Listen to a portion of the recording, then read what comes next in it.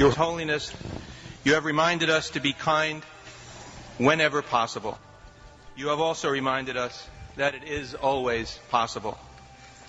Despite chaos and turmoil and exile, your life has been a beacon of fulfillment, serenity, and inspiration.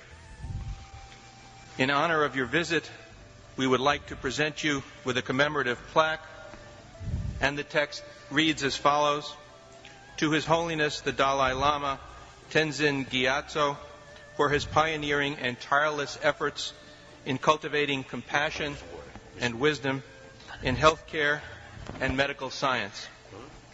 Your Holiness, on behalf of Harvard Medical School and the Cambridge Health Alliance and its Department of Psychiatry, we thank you for gracing this conference. May we all have peace in our hearts and the courage to live our values as Your Holiness has done. You are an example for us all. Thank you.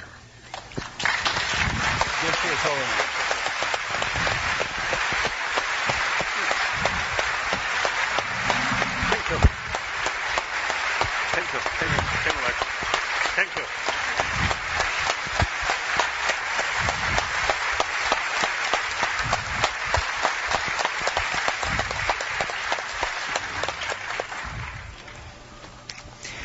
Your Holiness, I'd like to introduce to you the other panel members who are up here. You certainly know your interpreter, Dr. Thupten Jinpa, who is the principal English translator for the Dalai Lama and a leading Tibetan scholar. You are also no stranger to Dr. Richard Davidson from the University of Wisconsin in Madison. He's a foremost scientist working on the neurobiology of compassion and empathy.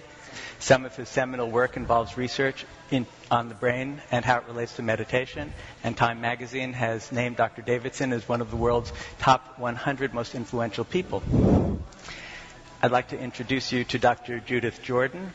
She's one of the founders of the Stone Center, the Jean Baker Miller Training Center at Wellesley College, which has been on the forefront of the study of the psychology of women.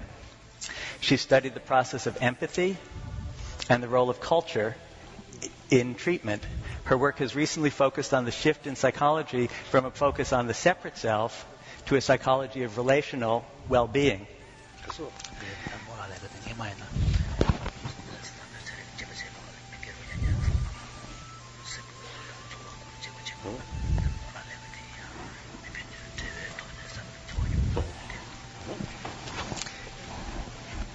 To my right is Dr. George Valiant. He's a senior psychiatrist and professor at Harvard Medical School. His award-winning work has focused on the meaning of compassion through his research on adult development and on the recovery process from addiction and mental illness. His recent research is on successful aging, and his most recent book is on spiritual evolution. And finally, I'd like to introduce to you my colleague, Dr. Christopher Germer. He's on the faculty of Harvard Medical School at the Cambridge Health Alliance, and he's a fellow course director of putting this together. And you have met him at Emory, and he came to Dharamsala to invite you to come. He's the author of a soon-to-be-published book, The Mindful Path to Self-Compassion, and he teaches nationally about mindfulness and psychotherapy and self-compassion.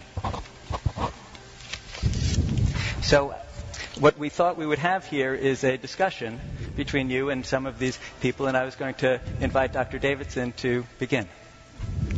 Thank you, Your Holiness. It's wonderful to be with you again on this occasion. As you know, Your Holiness, I'm a simple psychologist and neuroscientist, and I have been conducting research on the brain and emotion for many, many years. And since we have had the opportunity to interact when I first met you in 1992, we have been very vigorously pursuing research on the brain mechanisms that are associated with various kinds of meditation practice. One of the important observations that has come out of this work on the impact of meditation on the brain is that practice makes a difference in terms of the enduring quality of changes that we see in the brain as well as in the body. To give just two examples of that, in our work with long-term meditation practitioners, we have observed that the greater the number of hours of lifetime practice among our group of long-term practitioners, the greater the enhancement in a certain brain signal that we have found to be very prominent during compassion meditation. In this case, it's gamma oscillations from particular parts of the brain. And there's a very strong correlation between the number of hours of practice and the magnitude of change in this signal. In work that we have done with novice practitioners, beginners, who are instructed in John Kabat-Zinn's mindfulness-based stress reduction, we have found that the more minutes of practice that the participants engage in when they're learning, the greater the change in certain biological signals that are associated with health and with reductions in inflammation.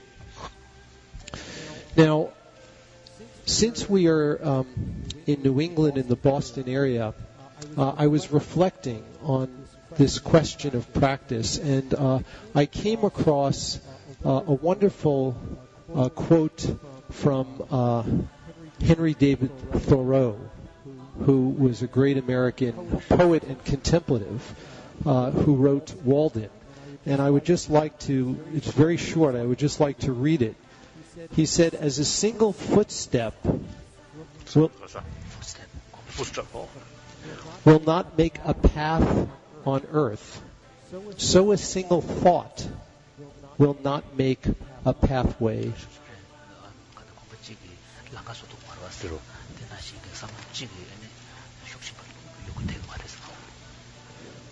So a single thought will not make a pathway in the mind. To make a deep physical path, we walk again and again. To make a deep mental path, we must think over and over the kinds of thoughts we wish to dominate our lives. And so, the question that I have for you, Your Holiness, and the issue about which I would very much like you to speak is the issue of practice and how it relates to psychotherapy, which is the topic of this meeting. In most Western countries today, many people believe that physical exercise is good for their health, and they engage in regular physical exercise several times a week. The traditional way of practicing psychotherapy is that a client will go to a therapist typically once per week for a relatively short period of time, and the work from our own lab and the quote from Thoreau suggests that to make changes in the mind takes more enduring practice. And so I wonder if you can comment. Physical practice. Exercise.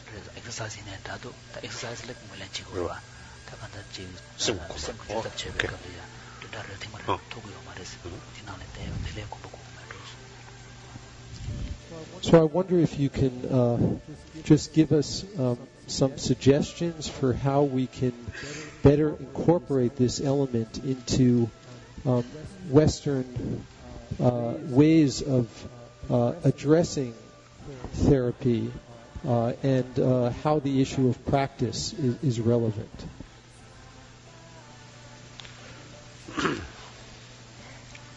That's a difficult question for me.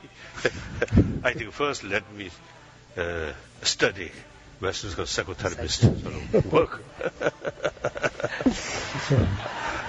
My knowledge about that is almost zero. So it's difficult to say. But one thing, of course, I think physical action, usually we call physical action as well as mental action, is both sort of what's today? I mean, through kind of familiarization, it goes stronger and stronger. And then, between physical action and mental action, physical action is based on the physicals, body, so there is limitation. Even get use long period, but there is limitation, there is limit. Whereas mental action is concerned, and physical action, I think two factors. One, the basis of that action is physical, so quite rough. And there's limitation. Then also, by nature, physical action, if you not carry that sort of exercise certain period, then next time you need once more sort of new effort. Whereas now mental action is concerned, then firstly, its basis is mind itself, not solid. Then, and also, you see that basis, mind itself as a basis is a continuum.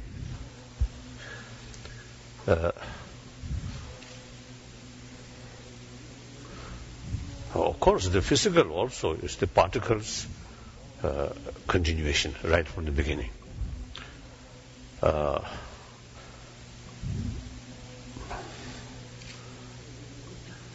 I don't know, but then you see those very subtle sort of particle.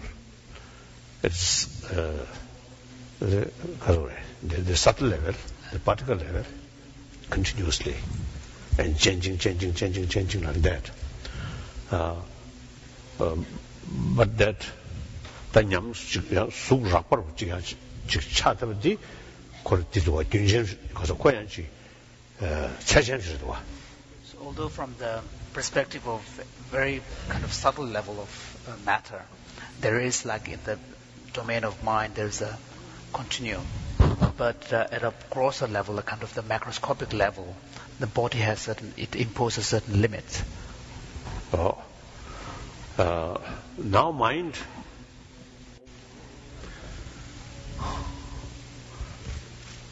now here, as you know, it is important to make distinction. The sensorial level, or on a certain mind, which based on organs, sensory organs. That's very much related with physical thing. Then we call mental level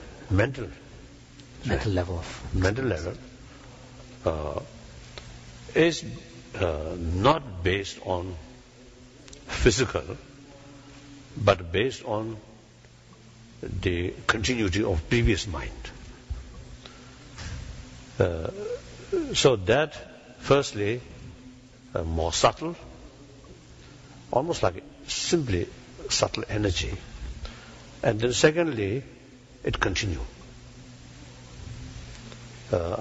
Then by nature, a certain mental quality, through training, once you achieve, then even certain duration, sort of not familiarize that, if you achieve certain sort of level. Then no need the new effort.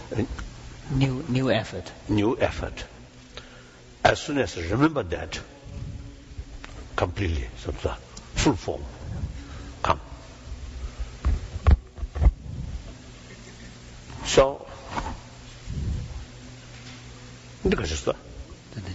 또 가다 남래져야 돼. practice 해야 돼. 계속. 또 combat 해야 돼.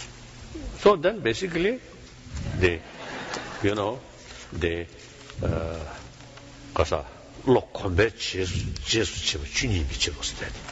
the Buddhist tradition, there is an understanding. In the Buddhist tradition, there is understanding that the more you cultivate familiarity with a certain way of thinking or certain way of being, the more effortless and natural and habitual it becomes, and that is the way the mind works.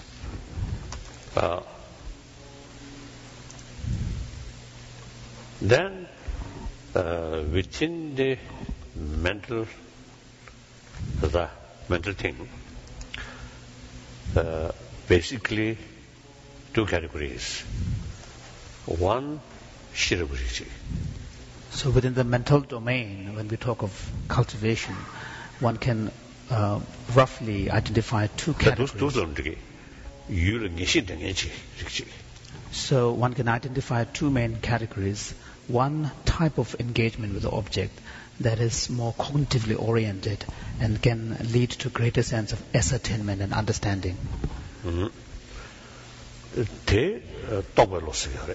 So these are in the Buddhist tradition understood as more cognitive states of mind. So when we talk about wisdom versus other factors, it's the wisdom that belongs to that category.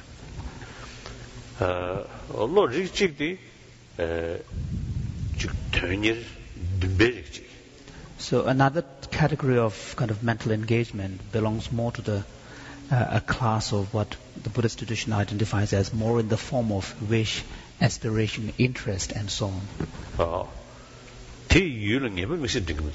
So these types of mental states do not lead to greater ascertainment or cognition. So therefore, they are recognized to be not cognitively oriented. Of course, they do belong to cognitive events. Because they are all part of mental domain.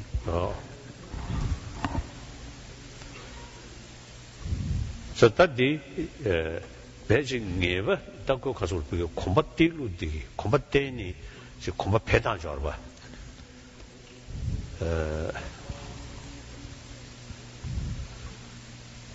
Dumbedi Dagados Comna. That delay uses Rogoria. Corello Coran Wodi, Matabuloche. In a tea, I shoot them narrow, didn't Angela, double Mongolian. So if you compare between these two kind of primary types of mental engagement, those that belong to the more kind of aspirational, the wish element and interest, although in themselves they do not engage specifically with the object in a cognitive manner, but when you cultivate them, you do require the aspects of intelligence, aspects of understanding, to ground them and to enhance them. That shirug, the shirug, kind of doggerlo. There's a idea, because combatant antilla.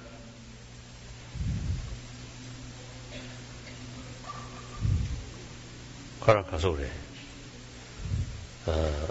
Shirug digi, Kang Zindang Yuduchag, turn teller. Yang kumji tanda chik. Da te kumji tamba zangi te dongbe lo te kumba rangshu jo te chik. Pachi daos me rashu sute.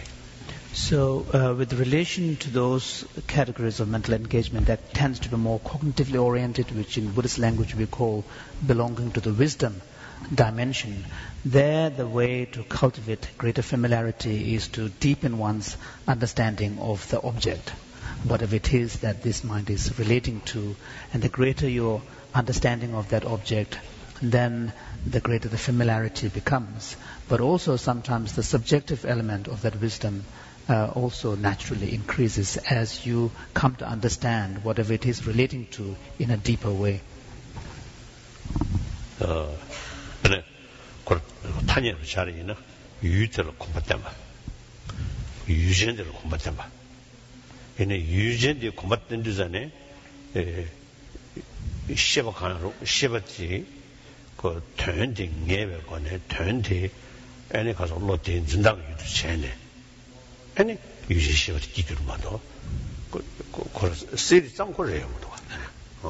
So therefore we speak of cultivating familiarity with the object of our understanding and cultivating the experience of the wisdom, the arising of the wisdom in us, in our mind itself. So even from this subjective, perspective, when we are talking about cultivating a certain kind of understanding like wisdom, it is only in relation to an understanding of something that we can increase that wisdom or understanding. That usually they are other dinjalolia so chamber topic could make but the Kazoda Kangumji Tanya 20 chamber so much. So in both of these cases, the role of what the Buddhist tradition calls the faculty of mindfulness and the application of that plays a very crucial role. Then reaching got chamber the Kazoda Lotte can't use that the Mijiva chamber soon one Lotte Shantu Michocha, Tapsi Jikshe. That Tapsi Jiglia, Lotte Yojik, that Shamber Lungsnenda, Energies Nenda, T. Nubashuk Tambe, Tane, Lotte Yushin Trotia, Yondaji. So, since this involves, both of these engagement involve maintaining certain degree of focus upon a chosen object of one's practice, there are two ways in which this is done. One is by applying the faculty of mindfulness so that the practitioner learns to guard himself or herself from wavering away from the chosen object of meditation. So that's one process. The other approach involves not so much deliberately applying the mindfulness. Of course, there needs to be a presence of mindfulness. But beside that, beside that, the focus is to really somehow deal with the energy of that mental state, because the understanding is that every mental... Now here, energy means there's certain, I think basically, physical, sort of physical particle, but very subtle, formless, almost formless. Microscopic I don't think. So the idea is that mental, what is happening here is there's a mental process going on, and the mental processes are accompanied by a process of energy activation, very subtle, but although it's understood to be physical, but in a very subtle sense. So the second type of practice involves somehow finding a way of reducing the fluctuating, energy, fluctuation in this subtle process of energy. And that way, the mind is able to stay focused on the chosen object. So then, they understand them, you petty shigdua, lung, law, gangden, and the energy set. The shiva, the shao, mixes. So, in the Buddhist text, there's this relationship. No, this is Tantrayana. In Vajrayana text, this relationship between the cognitive process, the mental process, and the energy that accompanies it, compared to this analogy of a blind person, who has feet legs, and then a person with... we cannot see, but can move. But another person who can see, but is crippled. We cannot move, but can see. So these must combine. Go together. So now here, in that level, physical exercise and breathing control, now related. So these are the, system, how it works, go like that.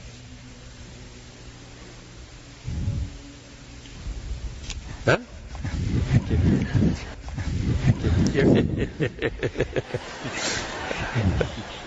Your Holiness, I wonder if you'd permit me to ask Dr. Germer to introduce himself and ask you a question. Thank you. Yes.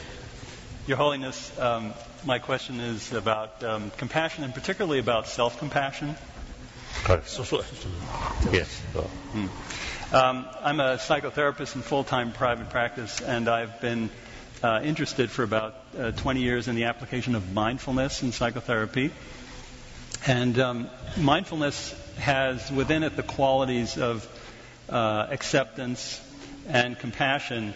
But it seems to me that the more we suffer, the more we need to intentionally bring kindness and compassion into the picture, into mindfulness. In other words, awareness is often just not enough, and we in particular need to bring compassion to ourselves.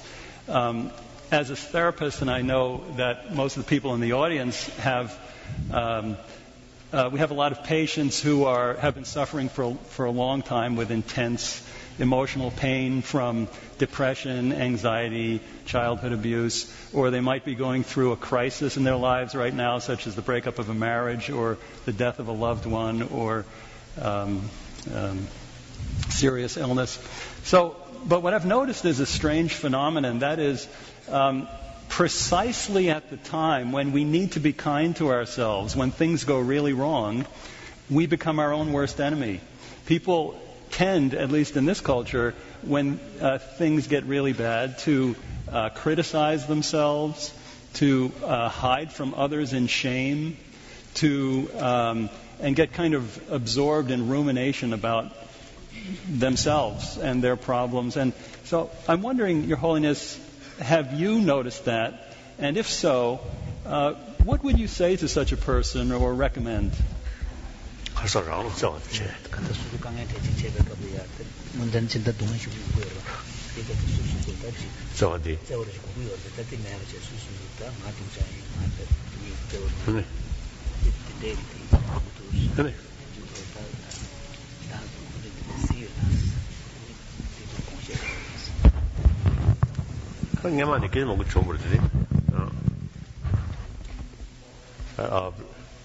The previous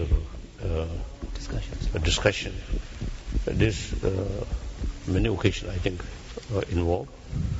This topic came up, the need for self-compassion.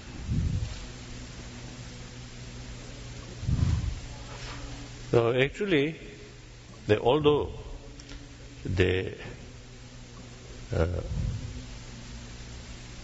in order to develop genuine sense of concern of others' well-being, they firstly concern of self-well-being, one's own well-being must be there.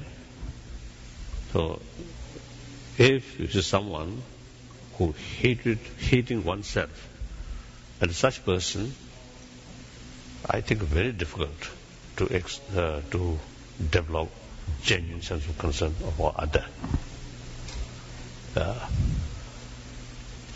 But then here,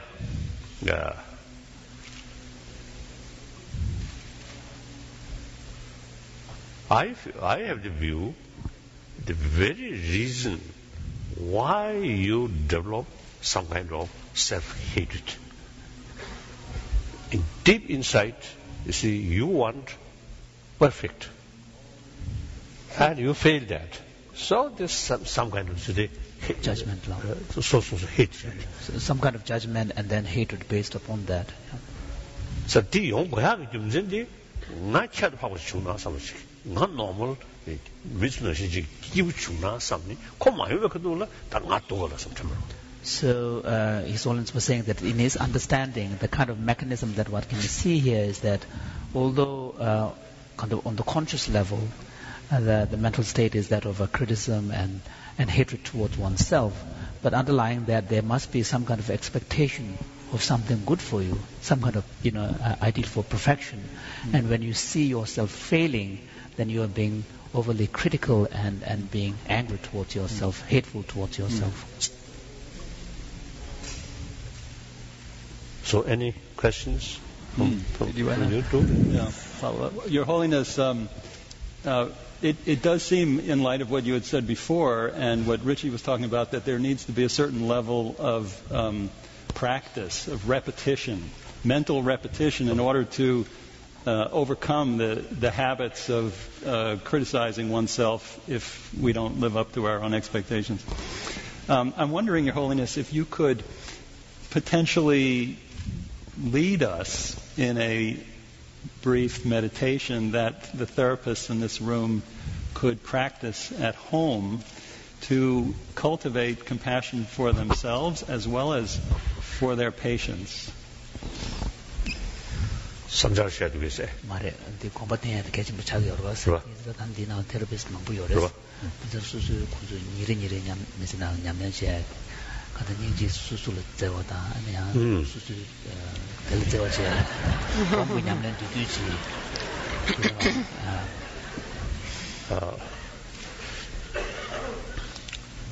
Now, the mental attitude.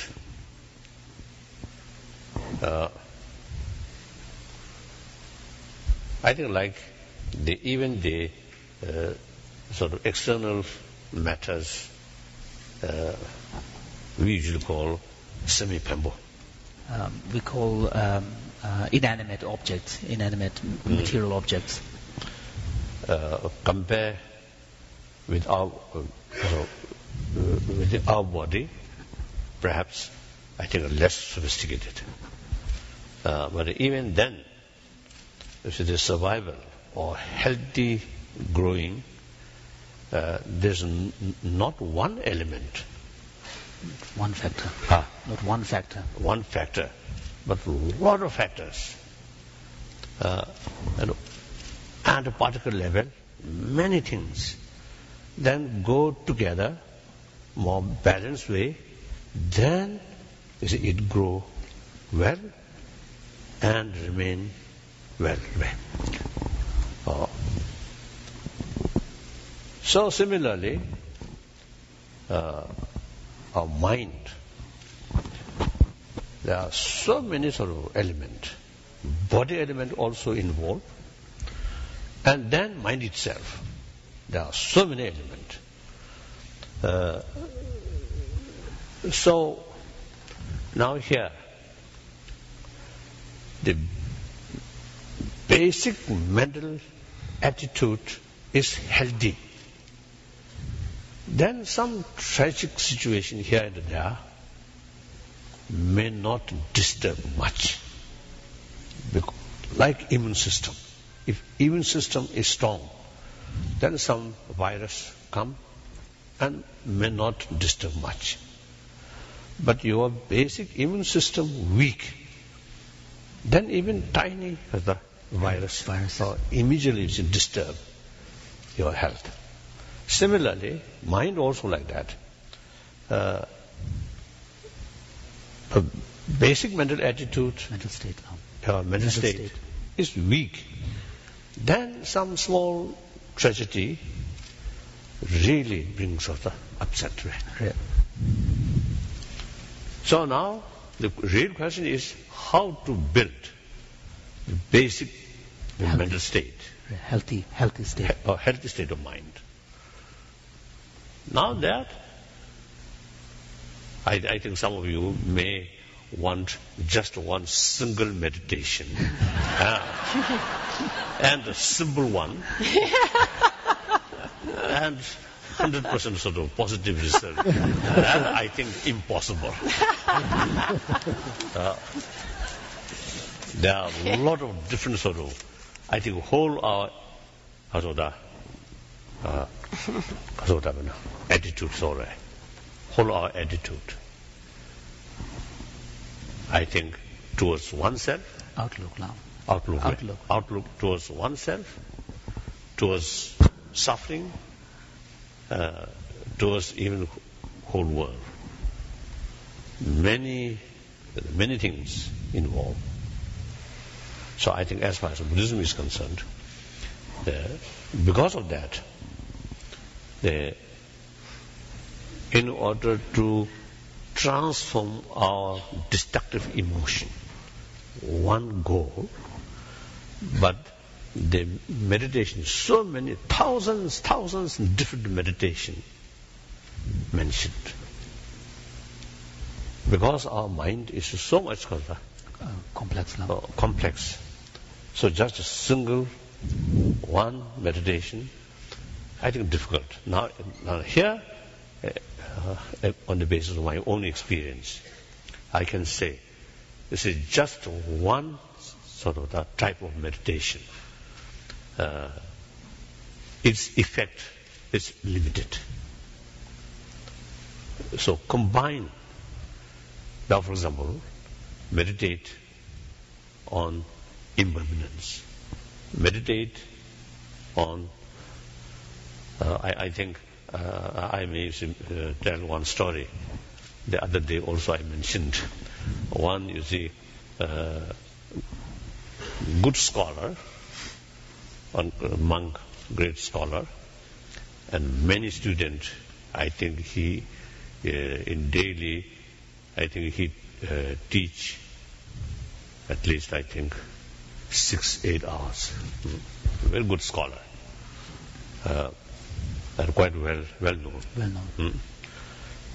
So one day, a few years ago, one day he came to see me, and as soon as he entered my room, my office, his face is a very sad face. Then I asked, what is wrong? Then he mentioned some kind of depression or something. He was suffering from some form of depression. And I asked, what was the cause? Then he mentioned, sometime back he meditated on impermanence. So that meditation brought that miserable experience. So then I told him, now meditation on impermanence, not just a mere impermanence, but you see the other side, some positive side. You have clear sort of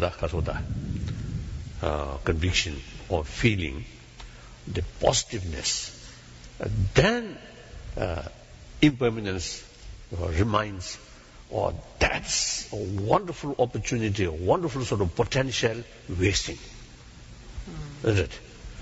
So that kind of sort of meditation, you see, there are many elements, many viewpoints, right? Many aspects. Many aspects.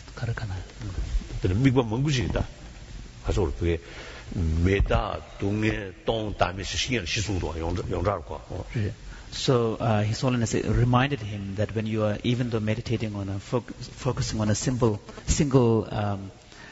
object of meditation like impermanence, you need to bring in many other dimensions as well. For example, in the Buddhist text, we speak of impermanence, the nature of suffering or dissatisfaction, no self, emptiness, and so on.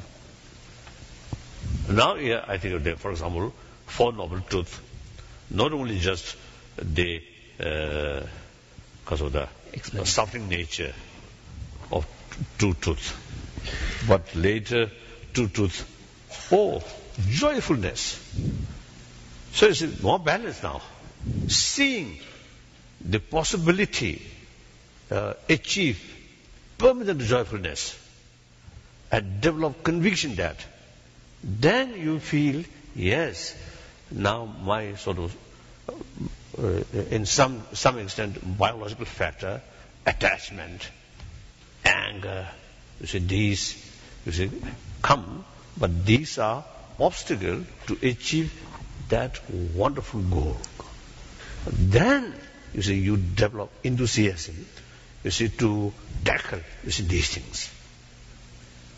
And here, in order to reduce intensity of attachment or self-grasping, the meditation on impermanence. So now here, many things involved, isn't it? So something like, in order to build immune system, healthy, strong immune system, you need a variety of outlook or concept. Then that eventually develop very healthy state of mind. State of mind. Then some problems now about come from this side. Then you can take one particular sort of countermeasure like that. So then, so if we, I think even myself no sort of the complete abilities. Complete ability. No. No, complete ability. No.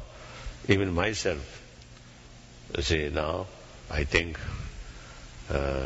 more than 60 years, I put some effort for practice, but still not adequate. So therefore, just a few explanation or simple way to transformation of your mind is impossible. Thank you.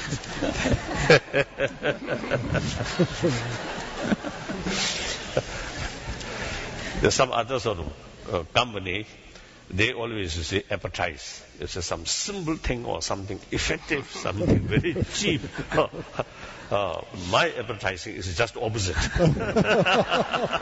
And difficult and complicated.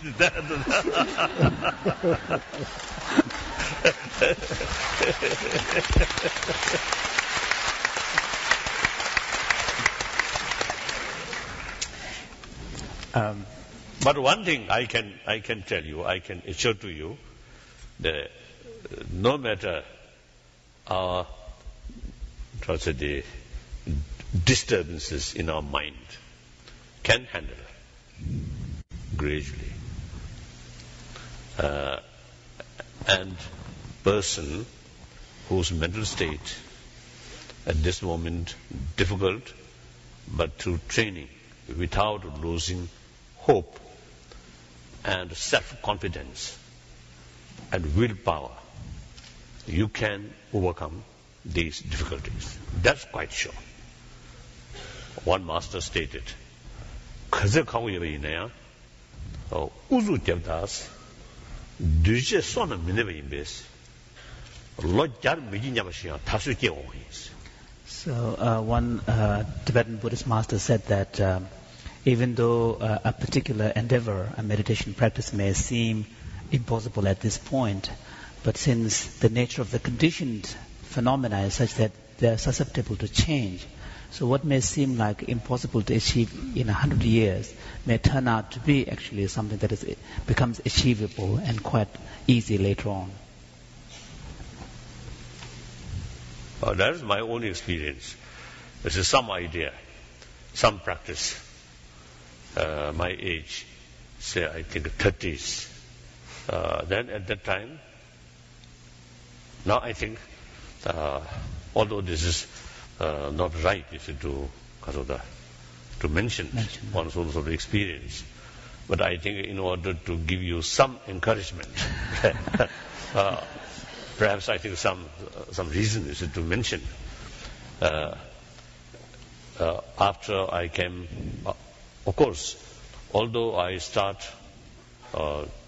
practice with keen interest about Shunya, about Bodhicitta. Of course, now as I mentioned earlier, I think more than 60 years. More than 60 years. My age, around 13, 14, 15, I developed some interest. Before that, as I mentioned yesterday, no interest. When is it my lesson, the time for my lesson is to come, I feel something like now dark, whole world become dark like that.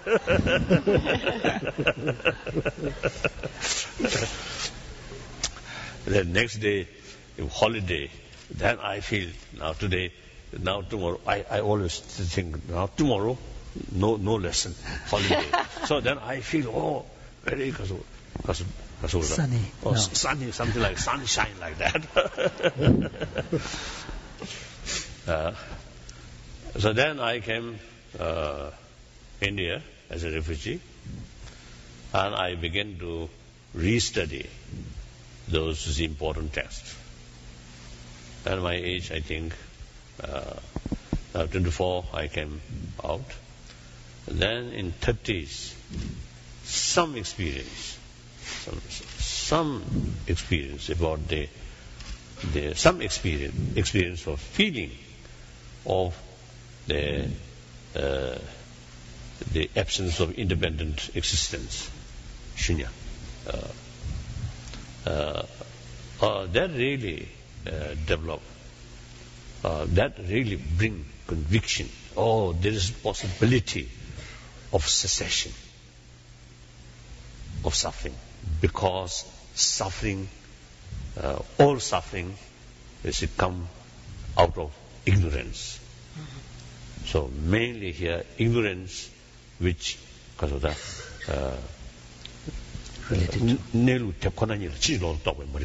So ignorance in relation to understanding the nature of reality, ultimate nature of reality.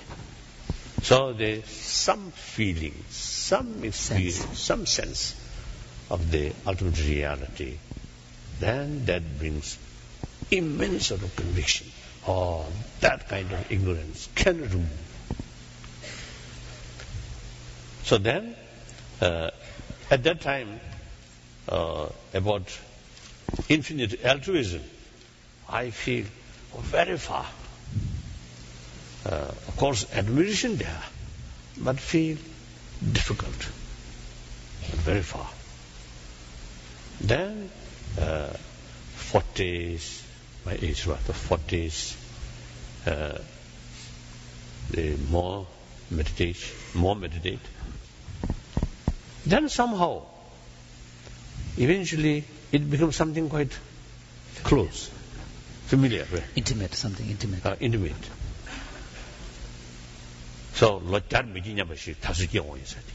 this is exactly what the master was saying, that something that may seem like impossible can become very close to you. So that is the positive side. Now I'm advertising positive side.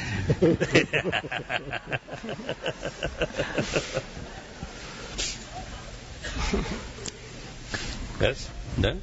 Thank you. Your Holiness, may I yes. invite Dr. Jordan to speak with you? I am deeply honored to be here today with you, Your Holiness. I'm a therapist, and I am particularly interested in the centrality of connection and empathy in people's lives, and also interested in the ways in which certain cultures pose challenges to that sense of connection.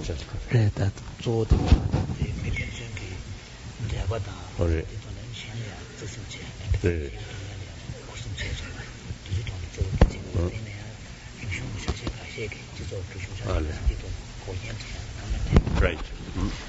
Traditional Western cultures and I think psychologies actually posit that healthy human development is about getting more and more autonomy, separateness, a kind of stand on your own 2 feet mentality. And Einstein actually once referred to the delusion of separateness that exists in Western cultures. เราถ้าเขาจะเห็นสัตว์ที่เกี่ยวกับไม่ได้ 그래서 그런 것도 말이다 뜻이요.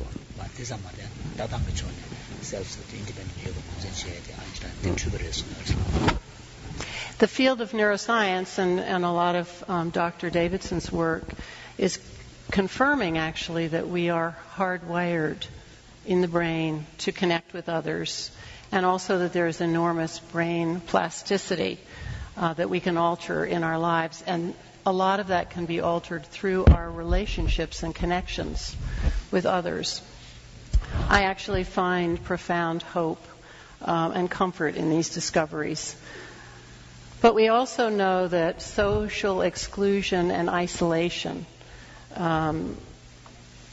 goes to the same center of the brain, the pain center in the brain, that physical pain goes to. So social exclusion and isolation is real pain, and there is real suffering throughout the world created by this isolation.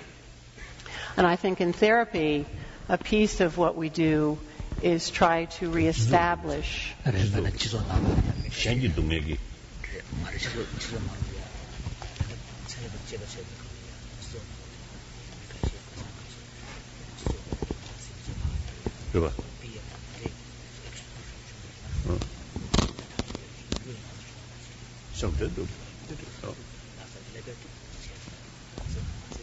Yes.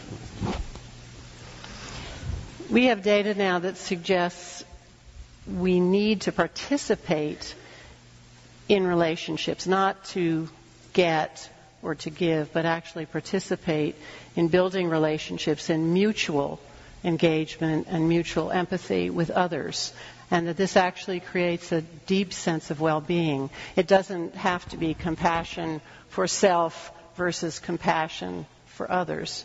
They are together. I think you once said that if you want to make others happy, practice compassion. If you want to be happy, practice compassion. They're together.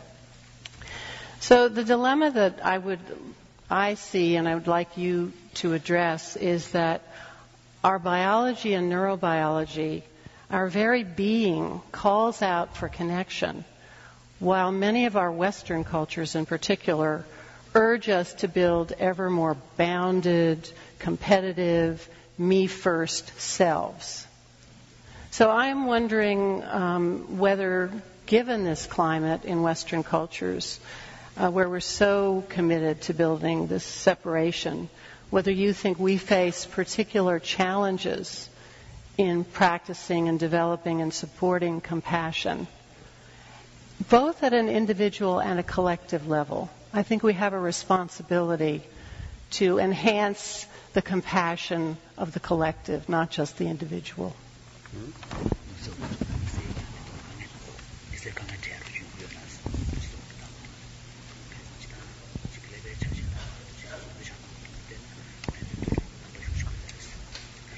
No.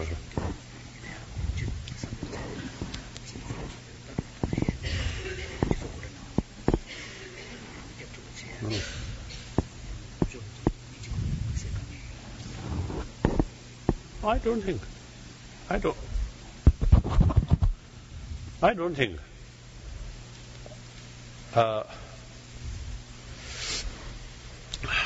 I think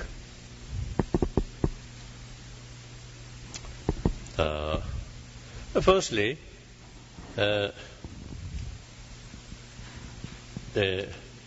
some people usually make distinction west and east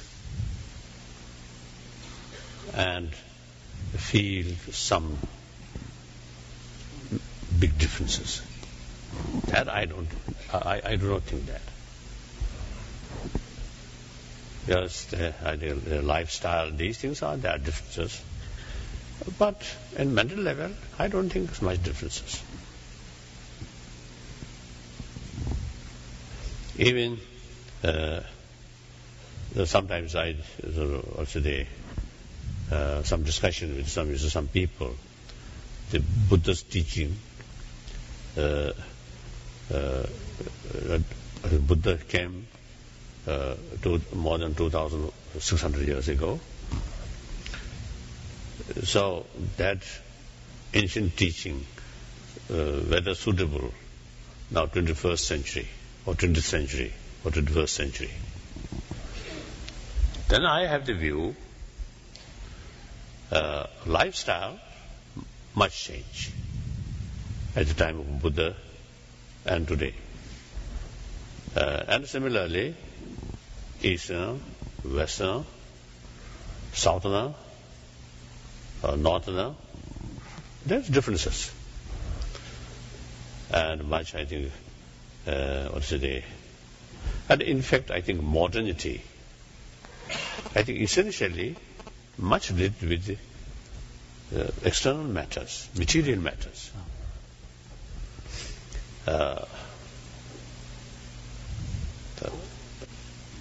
So, physical level, I think more or less, as you mentioned, I think same. And then emotional level, same. Mental level also same.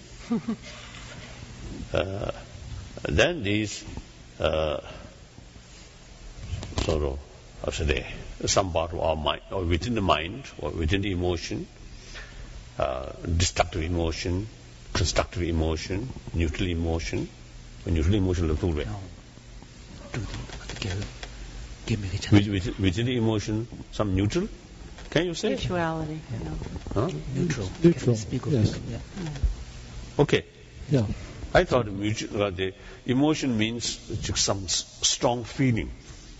So then either positive or negative, or destructive or constructive, no neutral.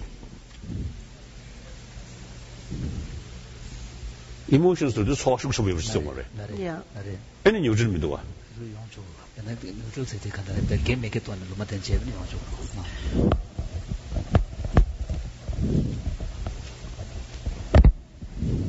Give me.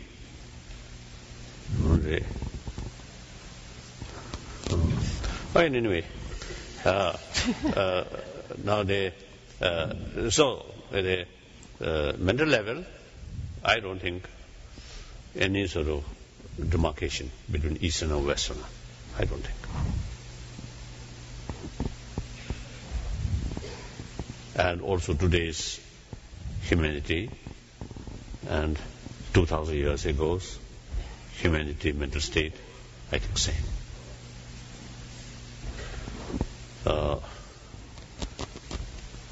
Then in the future, perhaps after 100,000 years or a few 100,000 years, when the brain shape change, then maybe emotional level, some change may happen. So because of the brain specialist, you see, they can predict.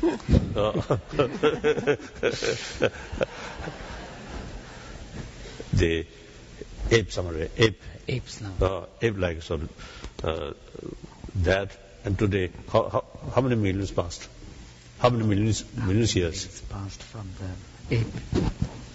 From the ape. The big change of brain. Over many millions. Over a million. So that means in the future, after 1 million, then maybe shape of our brain may change. So then some emotion may change. I don't know.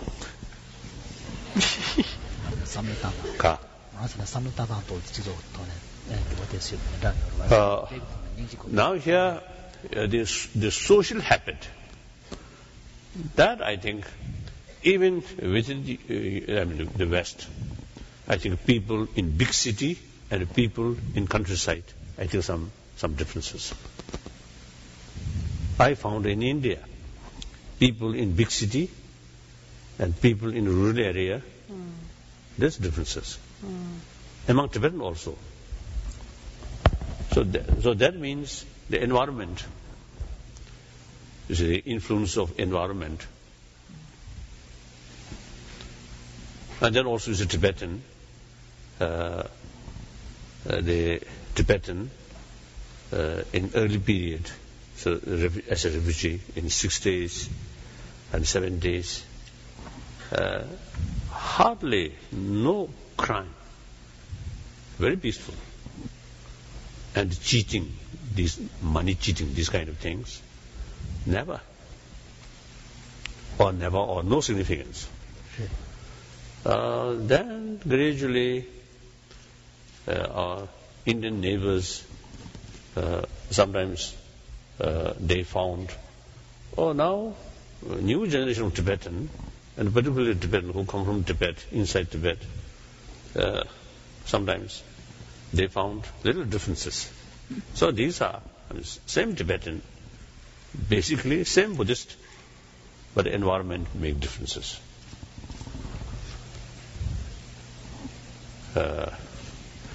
And also in our settlement, people more talk about money. So that also is a change their mental state. More calm, more Restful. No. more restful.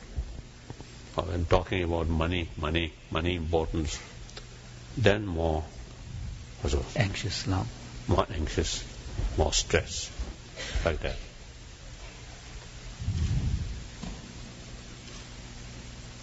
So I always feel the poorer section of people, I think the destructive emotion may be comparatively maybe less. And the higher upper class, right? Yeah. Upper class, more influential, then maybe jealousy. I think the ordinary sort of poor people, there's hardly is not much sort of feeling of jealousy among themselves. And also, I think very good, the sense of community. Upper, including some scientists.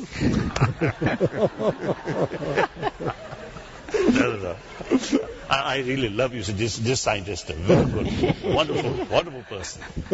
So since he's a very close friend, so sometimes I have bold enough to tease.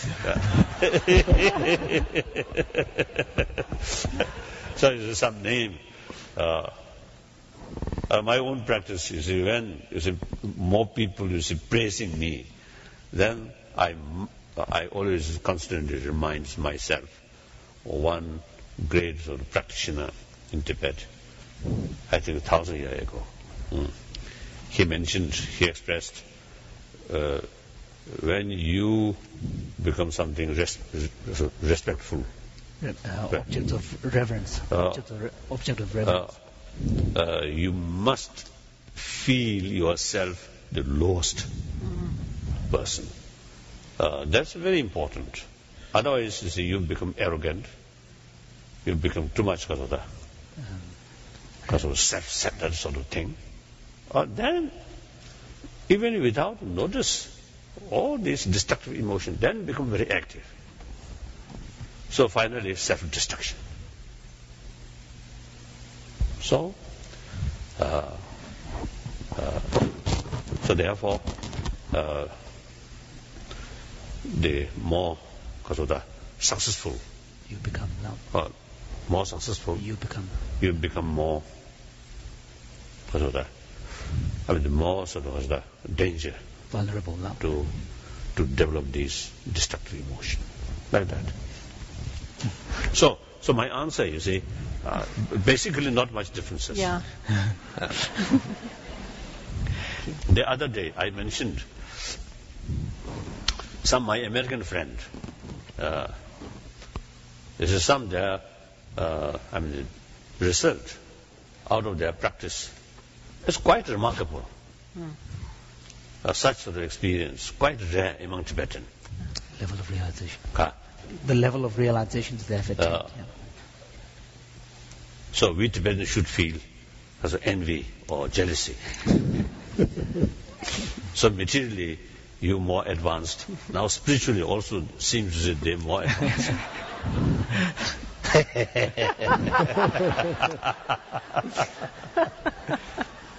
So I mean, the point is, you see, basically we are same human being. Thank you. Your Holiness, if you permit me to ask Dr. Valiant to speak with you. Your Holiness, I, like Dr. Jordan, was enormously impressed by the wisdom of your advice. If you want happiness, practice compassion. If you want to bring happiness to others, practice compassion. But my dilemma is really in which of these should we focus on? How do we integrate them? In the profession of psychiatry, the negative emotions are what we're all taught to deal with. Grief, sadness, emotional hunger, lust. And these emotions are all about me. And we try to teach our patients how to have compassion for themselves. In contrast, the world's great religions are uniform in paying attention to the positive emotions, especially love and compassion. And, of course, the negative emotions are all about time present and all about me.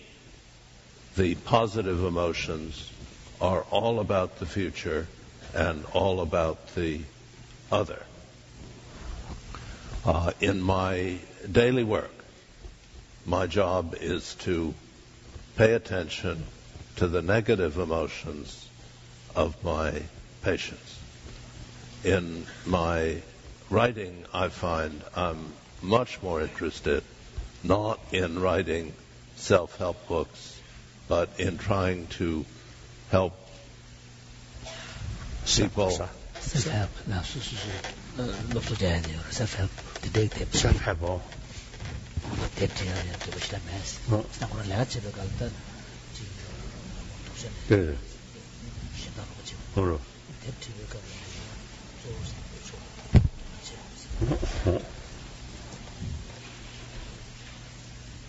Love and compassion are rather different in that if we were run over by a truck, we would not want our mother, who loves us dearly, to come by, because in her attachment, she would be unable to be fully empathic to our pain.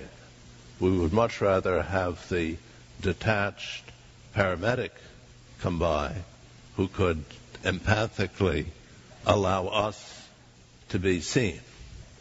Detached.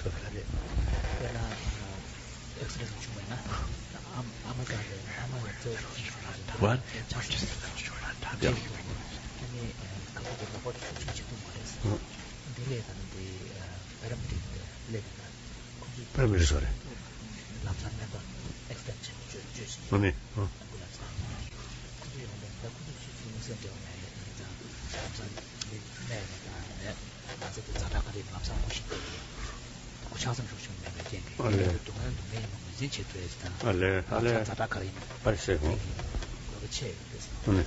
Yes.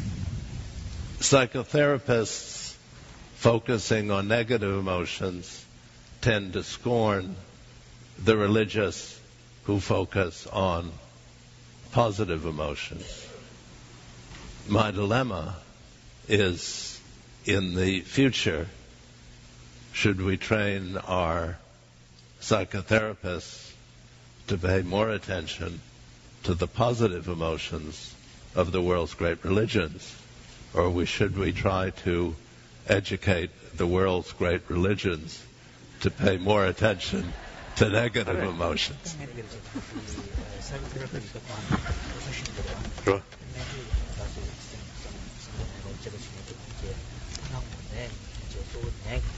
All right.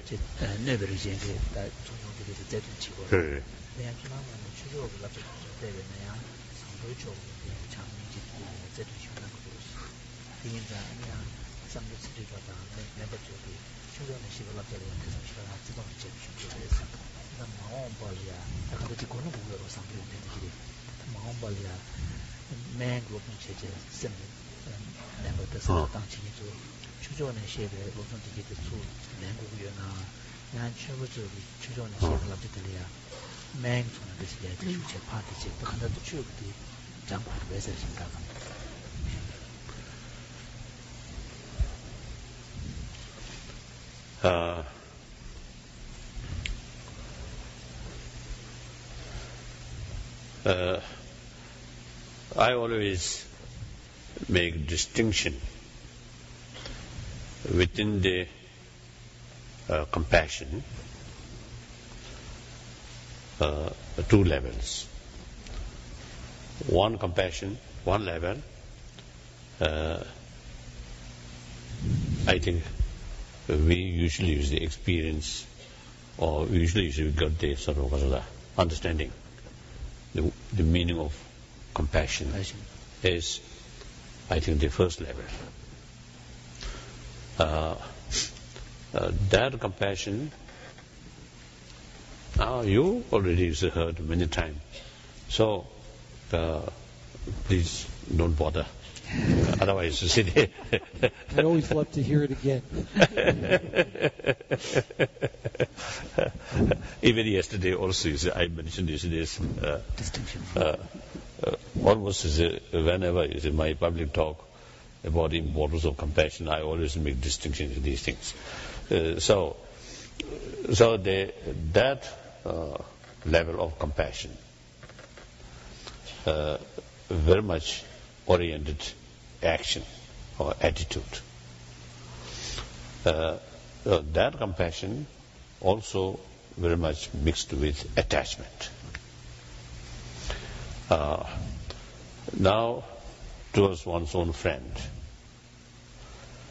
because their attitude, their action to you, positive, helpful, so you develop sense of closeness feeling. And with that, bring sense of concern of their well-being. That biased only your sort of loved ones. Your loved one. That kind of love, compassion, very much goes with hatred towards other group of people, so-called enemy, whose action is negative to you. Then hatred, anger. Even your own loved one, so long their attitude nice, compassion. As soon as some slight change, hatred.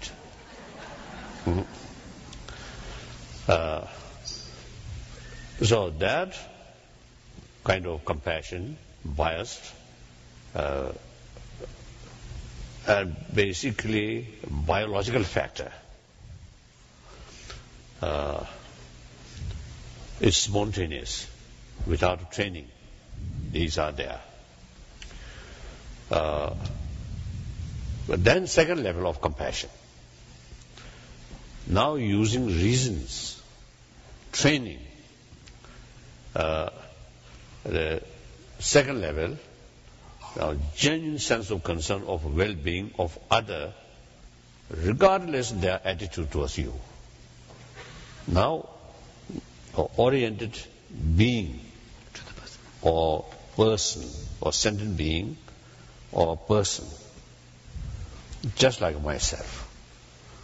So now, for example, to oneself, sense of sort of concern, not develop on the basis I myself very kind to me. No. Just one. but I have the feeling of pains and pleasure, and by innate way, by nature, I have desire to achieve happiness, joyfulness, and do not want suffering. So that's just the basis of our right, my right, to achieve joyfulness, to overcome suffering. Now, this reason exactly can apply on other, regardless their attitude towards you, but they are being, or sentient being, or human being, particularly human being. They also, so the same experience, pains and pleasure, and on that basis, same right to overcome pain. So that use the reason and develop sense of concern. Now that unbiased,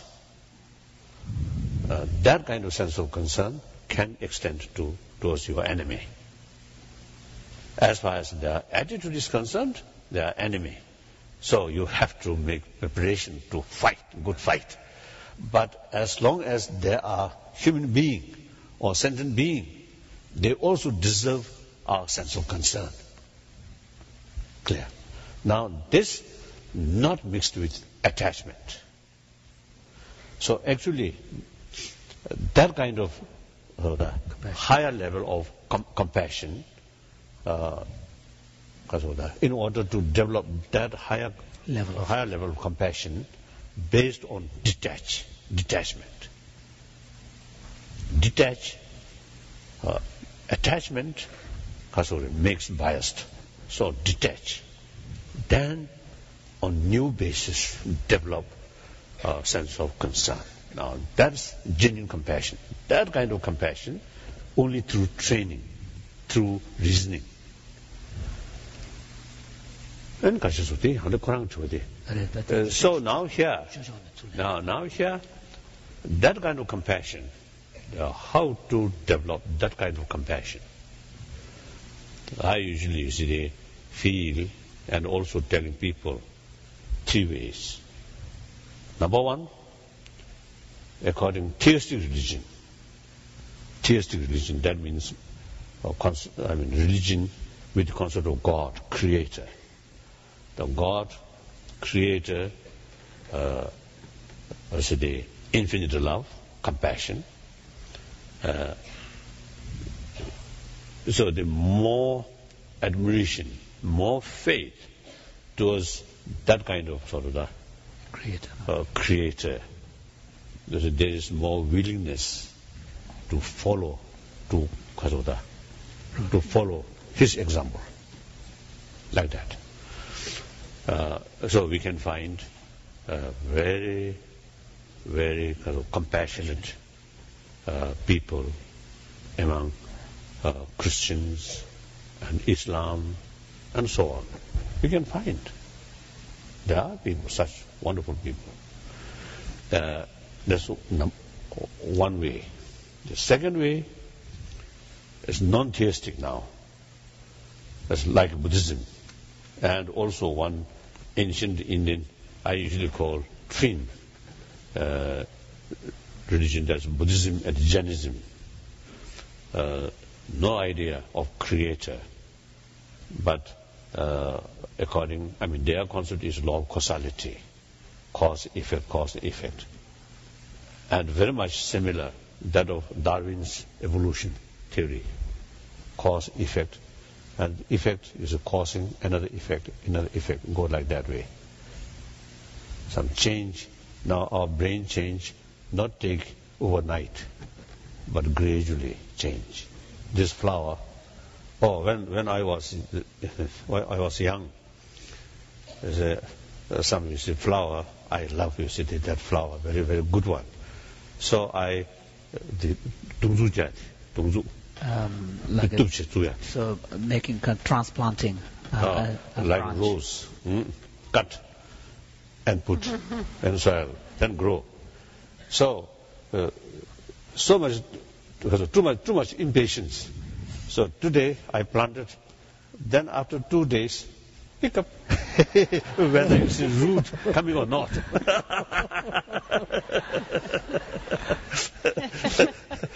So that's unrealistic sort of expectation. It takes its own time. No, take weeks and months like that.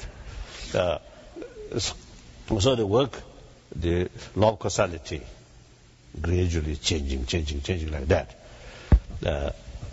But significant because of the obvious change must take place. The momentary change on the basis of momentary change. So therefore, so therefore, that's one way develop compassion. Now I'm not going to detail. Then now the question is, we must take care, we must look seriously about well-being of 6 billion human beings. It is unfair to concern only religious believer. The other non-believer, non-religious people, they're also human beings. They're also part of our community. And I think, in fact, I think that maybe, I think, majority. So therefore, now we must find ways and means to reach message of compassion to these people. Now, if we carry a message of compassion on the basis of religious belief, then we cannot reach to these people. So there must be third one. Usually I call secular way to promote these values. And actually the compassion itself, as I mentioned earlier, from biological factor. So that's not come through religion, but by nature. So basically the compassion is universal value, not religious, not value which based on religious faith. So the compassion itself is universal value, secular value. So through secular way to promote that. So now to your patient, your question, I think you have to judge the patient. Religious believer, then use religious method. Non-believer, then secular way, use secular method. This is the same message of love, compassion. Thank you, Your Holiness. We need to change the group here, so I'm sorry to interrupt, but thank you so much.